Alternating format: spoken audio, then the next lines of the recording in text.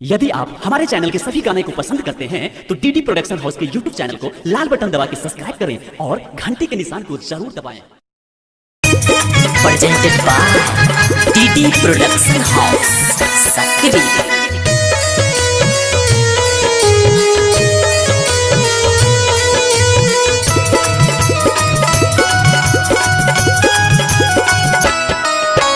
हमारा बारी में रे भैया हमारा बारी में, हमारा बारी में रे भैया हमारा बारी में रे तोहर माल चराबै छौ पारी।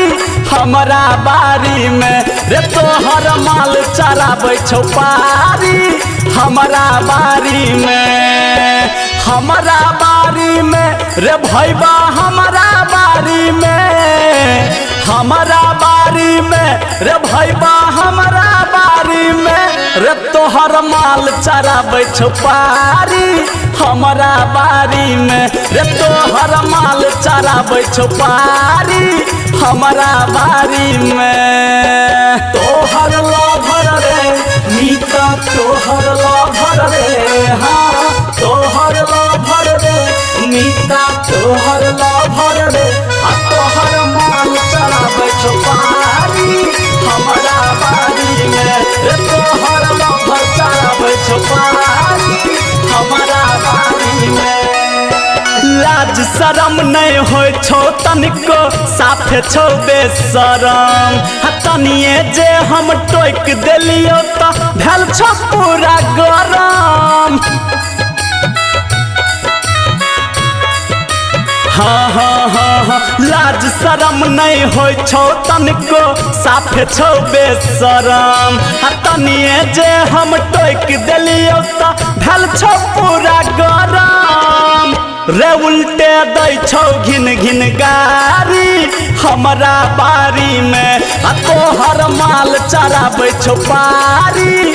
हमारा बारी में कोना के पतरी खाइ छौ, आई छौ से कहर मीता तू, हाँ हाँ कहर मीता तू। ई छौरी छौ कन्ना पिनिया से कहर मीता तू।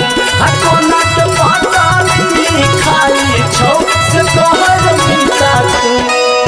मुँह के जोरगर बोलो बरबर कर खूब झमेला। धर्मवीर धुरंधर तो देखल को सब खेला।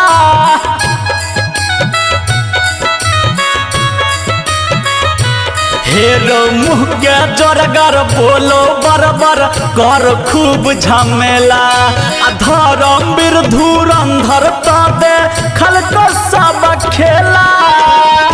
असंतोष सरगम के आरी। हमारा बारी में तोहर माल चराबै छौ पारी।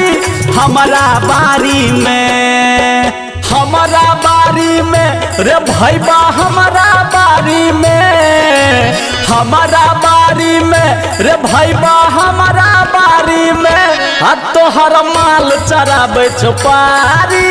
हमारा बारी में तोहर माल चराबै छौ पारी। हमारा बारी में recording by DD production house Sakri 97 084 45 722।